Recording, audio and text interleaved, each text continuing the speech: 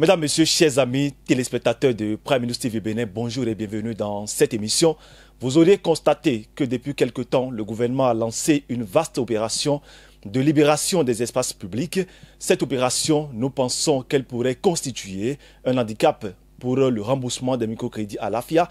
Et pour en parler, nous avons reçu pour vous ce matin Adrien Tchoumakou, président de l'ONG Foyer d'Amour.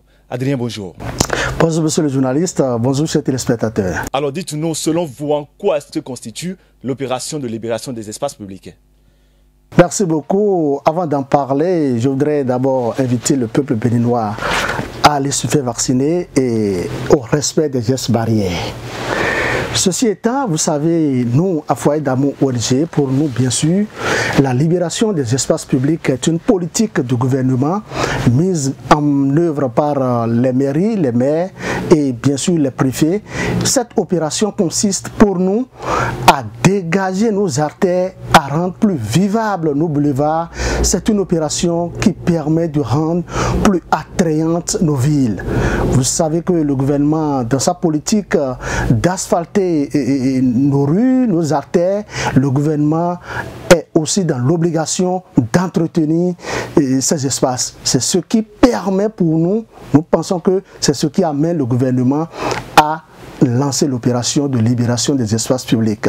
Une opération qui, quand vous regardez telle qu'elle est conduite, c'est une très bonne opération, ça il faut le dire. Nous encourageons le gouvernement dans cette politique, nous encourageons les maires, nous encourageons les préfets de continuer de poursuivre cette opération pour que nos villes soient davantage attrayantes, pour que nos boulevards soient libérés de tout déchet, de toute personne qui ne veulent pas de la bonne circulation, de la libre circulation des biens et des personnes. Eh bien, Adrien Tchoumakou, je retiens que selon vous, la libération des espaces publics est une bonne opération. Amis téléspectateurs, nous allons, avant de continuer dans cet entretien, faire un tour de l'autre côté de la régie pour regarder à travers cette Vox Pop la réaction de quelques citoyens rencontrés dans les rues de Cotonou à travers cette opération de libération des espaces publics. Si nous sommes installés à la devanture, c'est parce que la boutique est petite. Regardez, c'est tout l'espace ça. Il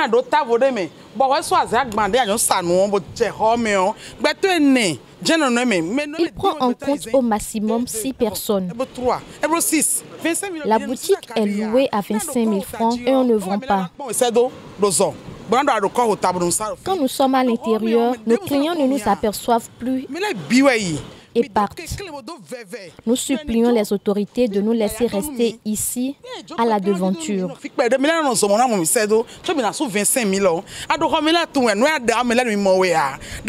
Avant, quand on est au dehors, même ceux qui sont derrière la voie bitumée nous voient. Maintenant, ce n'est plus le cas. Les pavés sont devenus remarquables, propres et jolis à voir. Mais l'espace marchand nous manque. Les microcrédits ont été mis à notre disposition dès que les policiers arrivent. Si tu n'es pas vigilant, ils ramassent automatiquement tes bagages. Poissons frits, pommes, jus d'oignon, riz, glacière. Tout est ramassé. Et quand tu réclames, ils ne te les retournent plus. La fois passée, nous étions ici en train de travailler. Quand la police municipale est arrivée, ils sont arrivés, on rangeait les choses, on avait mis tout à l'intérieur. On avait un régulateur de 5 kVA dans notre atelier. Il y a la voiture garée sur le pavé ici. Il y a un monsieur qui est sorti de la voiture et il est rentré dedans pour dire qui va prendre le régulateur. On a dit pourquoi? De laisser, il a dit non, il a pris, il a mis dans la voiture, ils sont partis. Nous sommes allés à PL Maladio pour réclamer, ils ont renvoyé. Jusqu'à présent là, c'est avec eux. On vendait au bord de la voie. Le président Talon nous a octroyé des crédits. Effectivement, nous avons fait des prêts. Maintenant, on nous a refusé de vendre au bord des pavés. Nous sommes venus rester ici et pourtant. La boutique est 35 000 francs la location. Le montant qui nous est alloué par le président Talon est 40 000 francs environ. Si tu paies 30 000 francs dans ce montant, il va rester combien? Nous femmes, nous sommes à la fois père et mère pour les enfants. Qu'allons-nous faire? De quoi allons-nous vivre réellement? Selon moi, ma compréhension, occupation anarchique des espaces publics, ça empêche les piétons de passer devant les boutiques ou bien d'utiliser les espaces publics. Et bon, c'est maintenant que nous comprenons que quand on libère l'espace public, c'est bon. Ça donne de la liberté pour la circulation. Maintenant, ça empêche les bonnes dames qui font sortir leurs marchandises, qui constituent une publicité pour elles. Ça les empêche de vendre parce qu'ils mettent leurs produits, leurs marchandises à l'intérieur, ce qui fait que les clients ne voient plus leurs marchandises. Mais nous sommes obligés de respecter. On ne peut que rester sous la loi et non au-dessus de la loi. Nous sommes obligés de respecter. Mais si j'ai quelque chose à dire, si on peut donner quelques consignes aux policiers qui sont chargés de cette opération, c'est de mettre un peu de l'eau dans leur vin parce que l'opération est un peu violente. Et ce que je veux conseiller aussi les bonnes dames, c'est de ne plus revenir. Sinon, quand les policiers partent, elles reviennent. Exposer encore les marchandises, ce n'est pas bon. Il faudrait qu'elles respectent la consigne, ce qui a été dit.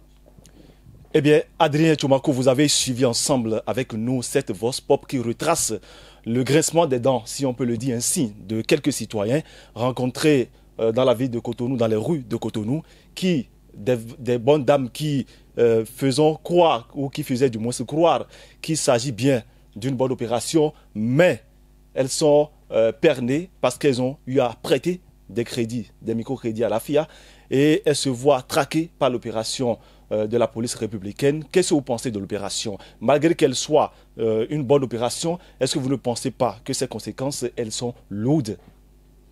Oui, vous savez, on ne fait pas des omelettes sans casser des yeux. D'abord, je voudrais souligner que le chef de l'État a encore du pain sur la planche parce que ce n'est pas facile. Vous savez, l'opération est dirigée bien sûr par les maires, mais en réalité, c'est le chef de l'État qui est accusé. C'est le chef de l'État qui est accusé et c'est le chef qui doit être accusé. Et ça, nous ne pouvons pas... on est obligé d'écouter le cri de cœur de ces bonnes dames, de ces populations. Ce que les gens ne comprennent pas aussi, c'est quoi? En réalité, quand vous faites un microcrédit de 50 000 francs, ce n'est pas avec les 50 000 francs que vous irez louer une boutique de 35 000 francs. Ce n'est pas avec les 50 000 francs ou les 100 000 francs que vous irez louer une boutique de 40 000 francs. Ça, 50 000 francs vont vous servir en réalité à quoi? Vous devez vous servir de ces sous pour une petite activité rémunératrice de revenus où vous pouvez avoir de l'étalage, quelque chose que vous mettez en tête, vous vous promenez, vous vous baladez avec votre petite marchandise, histoire de faire une petite économie. Bien, c'est ça. On ne peut pas, vous ne pouvez pas aller prêter 50 000 francs et dire que c'est microcrédit à la FIA, vous voulez faire louer une boutique. Non. Les gens doivent comprendre que le pays, le développement de la nation, chacun de nous doit mettre la main dans la pâte. C'est difficile. Je reconnais que c'est difficile que les policiers descendent pour dégager ces bonnes dames. Et en réalité, il faut que les gens comprennent. Ce ne sont pas les policiers, mais c'est d'abord les maires. Puisque si le préfet, le maire, ne joue pas convenablement sa partition dans cette opération, il pourra être déchargé. Vous avez une très bonne idée aujourd'hui de ce que les maires, au regard des tests en vigueur, pour sauter un maire qui ne fait pas bien son travail, ça sera vite fait. C'est la raison pour laquelle chaque maire a cette obligation de rendre plus vivable les boulevards, de rendre plus attrayante la ville de sa commune. Et c'est de ça qu'il est question. Je pense, nous pensons à Foyer d'Amour ONG que c'est une très bonne opération, mais ce qui ne sera pas sans conséquence. Vous voyez cette bonne dame qui crie au secours, qui demande au chef de l'État de leur venir en aide. Mais qu'est-ce que le chef de l'État pourra faire si nous voulons évoluer, si nous voulons avancer? Mais faites un tour à Accra, tout près, au Ghana, vous verrez que il y a une très bonne vie là-bas. Ah oui, quand je dis très bonne vie, c'est-à-dire prenez les artères, promenez-vous. Je ne veux même pas parler de l'Afrique du Sud ou du Maroc tout près. Mais à Accra, à côté, vous ne verrez aucun étalage sur aucune artère, dans aucune rue. Tout est bien pavé, tout est bien bitumé et tout est aéré. Vous-même aujourd'hui, même si Aboumé Calavi végète, je le dis, même si Aboumé Calavi végète dans l'obscurité, mais quand vous circulez à Aboumé Calavi aujourd'hui, vous voyez que les espaces publics sont dégagés. Les espaces publics sont dégagés. À Cotonou, n'en parlons pas. Cette répression, il ne faut pas que nous accusions les policiers.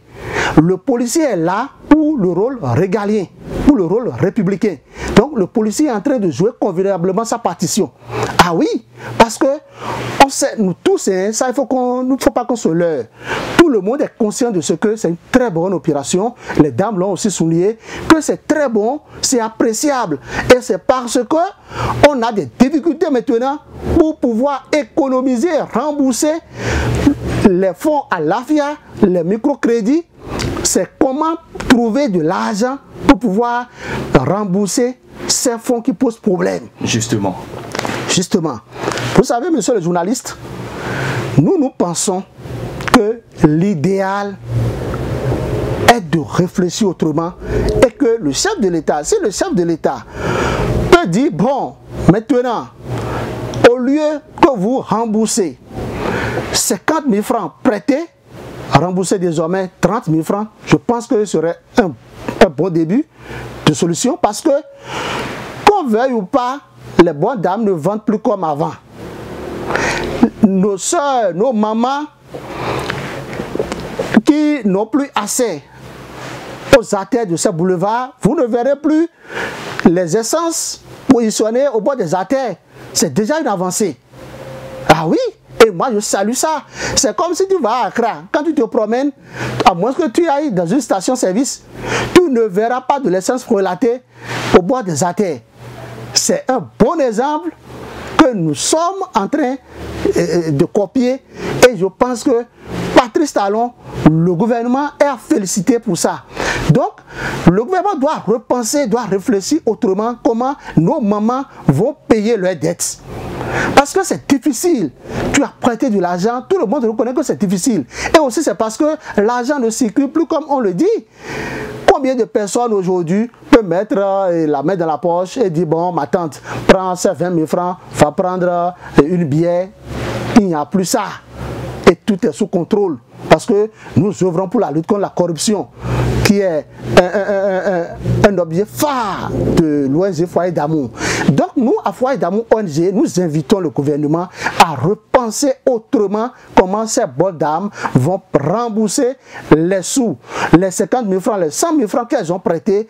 Est-ce que ce ne serait pas, je dirais, un accompagnement, ce qui est difficile parce que c'est l'argent de nous tous. C'est l'argent de nous tous. En réalité, ce sont nos sous que le gouvernement a injectés aussi dans ce secteur. Donc c'est difficile, mais je pense que c'est bien.